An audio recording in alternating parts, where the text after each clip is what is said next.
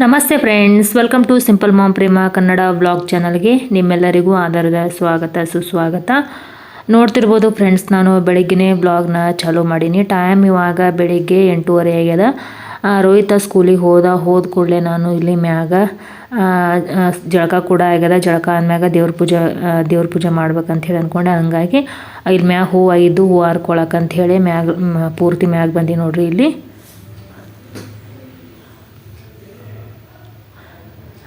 ಅದೇ ರೀತಿ ಫ್ರೆಂಡ್ಸ್, ಇವತ್ತು ಬೆಳಿಗ್ಗೆ ನಾಷ್ಟ ಏನಂತಂದ್ರೆ ಅವಲಕ್ಕಿ ಮಾಡಿದ್ದೆ. ಅದೇ ರೀತಿ ಪಲ್ಯ ಮತ್ತು ಚಪಾತಿನ ಮಾಡಿ ರೋಹಿತ್ಗೆ ಕಟ್ಟಿದ್ದೆ ಸ್ಕೂಲಿಗೆ. ಹಾಗಾಗಿ ಇವತ್ತು ನೋಡ್ತಿರ್ಬೋದು ಫ್ರೆಂಡ್ಸ, ಇವತ್ತು ನಾನು ಹೂವು ಹರ್ಕೊಳಕತ್ತೀನಿ. ಇಲ್ಲಿ ಮ್ಯಾಗ ಥಂಡಿ ಇತ್ತಿತ್ಲಾಗ ತೀರಾ ಬಿಟ್ಬಿಟ್ಟದ. ಹಂಗಾಗಿ ನೋಡ್ತಿರ್ಬೋದು ಎಳೆ ಬಿಸಿಲಿಗೆ ನಿಂತು ಇಲ್ಲಿ ಹೂವು ಹರ್ಕೊಳಕತ್ತೀನಿ. ಅದ್ರಾಗ ಇವತ್ತು ಬೆಳಿಗ್ಗೆ ಒಂದು ನೀರು ಬಂದ್ಬಿಟ್ಟಿದ್ದು, ಮತ್ತು ಅಡುಗೆ ಕೆಲಸ ಒಂದು, ಅದ್ರಾಗ ನೀರೊಂದು. ಹಂಗಾಗಿ ಒಂದು ಸ್ವಲ್ಪ ಎಲ್ಲನೂ ಗಡಿಬಿಡಿನೇ ಆಯ್ತು ನೋಡ್ರಿ. ನೀರೊಂದು ಜಲ್ದಿನೇ ಬಿಟ್ಬಿಡ್ತಾನೆ, ಬೆಳಿಗ್ಗೆನೇ ಬಿಟ್ಬಿಡ್ತಾನೆ, ಒಮ್ಮೊಮ್ಮೆ ಸಂಜೆಗೆ ಬಿಡ್ತಾನೆ. ಆದರೆ ಜಾಸ್ತಿ ಹೆಚ್ಚ ಬೆಳಿಗ್ಗೆ ಏಳೋದ್ರಾಗ 5 ಗಂಟೆಗೆ ಬಿಟ್ಬಿಡ್ತಾನೆ. ನಾವು ಇನ್ನೂ ಮಲ್ಕೊಂಡಿರ್ತೀವಿ, ನೀರಿನ ಆವಾಜಿಗೆ ಹೇಳ್ಬೇಕು ನೋಡ್ರಿ. ಅಷ್ಟು ಬೆಳಿಗ್ಗೆ ಬಿಟ್ಬಿಡ್ತಾನೆ.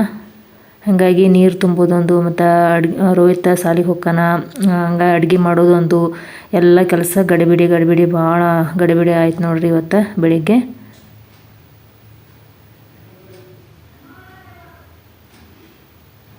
ಫ್ರೆಂಡ್ಸ್, ಅದೇ ರೀತಿ ನಿನ್ನೆ ದಿನ ರೋಹಿತನ ಸ್ಕೂಲ್ನೊಳಗೆ ಎಕ್ಸಿಬಿಷನ್ ಇತ್ತು ಹೇಳಿದ್ನಲ್ಲ ಫ್ರೆಂಡ್ಸ್. ಅವ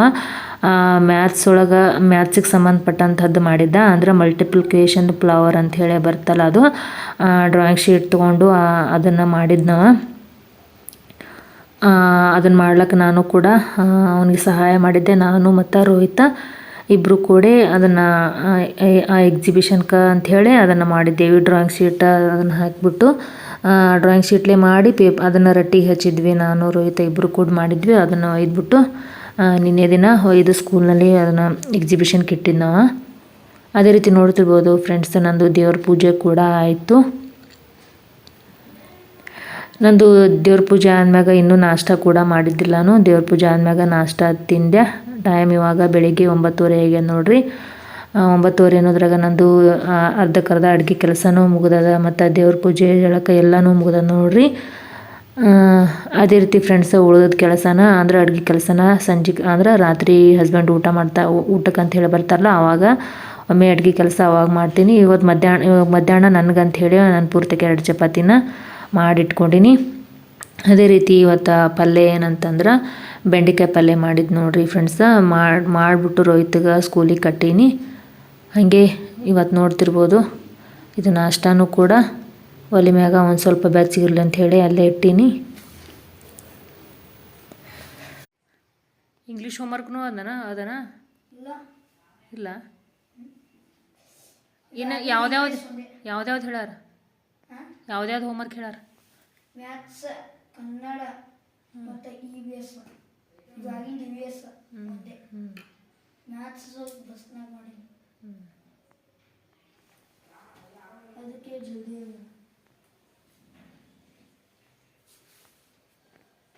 ಅಕ್ಷರ ದುಂಡು ಬರಿ, ಚಂದ ಗೆರಿ ಹಚ್ಚಿ ಬರಿ. ಅದು ಗಡಿಯಾರ ಹಿಂದೆ ಬಿದ್ದದಳ, ಅದನ್ನೇ ನೋಡ್ತೀವಿ. ಹೊಳೆ ಮಳೆ 7 ಗಂಟೆ ಆಗ್ಯದ ಈ ಟೈಮ್. ಈಗ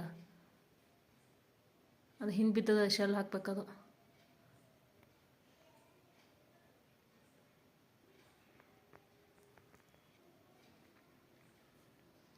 ಕನ್ನಡ ಏನು ಹೇಳ್ಯಾರ ಹೋಮ್ವರ್ಕ್? ಕನ್ನಡ 1 ಪೇಜ್ ಕಾಪರೇಟಿಂಗ್, 2 ಟೈಮ್ ಇದು ವಾರಗಳು, 2 ಟೈಮ್ ವಾರಗಳ, ಸೋಮವಾರ ಮಂಗಳವಾರ ವಾರಗಳು. 2 ಟೈಮ್ ಯಾಕೆ ಹೇಳ್ಯಾರ? ಅದೇ ಹೇಳ್ಯಾರ. ಚಂದಾಗ ಹಾಕಿ ಬರೀ. ವಾರಗಳು 7 ಕೆಳಗೆ ಹಾಕಿ ಮ್ಯಾಗ ಹೆಡ್ಡಿಂಗ್ ಹಾಕಿ ಕೆಳಗೆ ಚಂದ ಬರೀ. ಒಂದು ಪೇಜ್ ಬರೀ.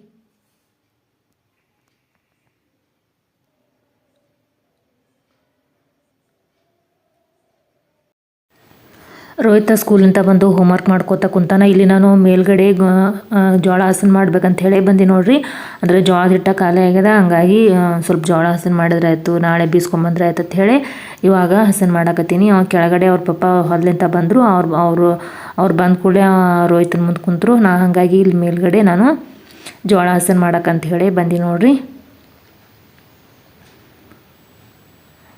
ರೋಹಿತ್ ಇವತ್ತು ಸ್ಕೂಲಿಂದ 4 ಗಂಟೆಗೆ ಬಂದವ. ಯಾಕೆ ಒಂದು ಸ್ವಲ್ಪ ಜಲ್ದಿನೇ ಬಿಟ್ಟರು. ಹಾಗಾಗಿ ಅವ ಹೋಮ್ವರ್ಕ್ ಮಾಡ್ಕೋತ ಕುಂತಾನ. ನಾನಿಲ್ಲಿ ಇವಾಗ ನೋಡ್ರಿ ಜೋಳದ ಹಸನ್ ಮಾಡಾಕತ್ತೀನಿ. ಈ ಜೋಳದಾಗ ಏನು ಜಾಸ್ತಿ ಕಸರದೇನೂ ಇಲ್ಲ, ಹಳ್ಳನೂ ಇಲ್ಲ, ಏನೂ ಇಲ್ಲ. ಒಂದು ಸ್ವಲ್ಪ ಚಾಣೆ ಹಿಡಿದ್ಬಿಟ್ಟು ಕೇರಿದ್ನಿ ಅಂತಂದ್ರೆ ಸ್ವಚ್ಛ ಆಗಿಬಿಡ್ತಾವೆ.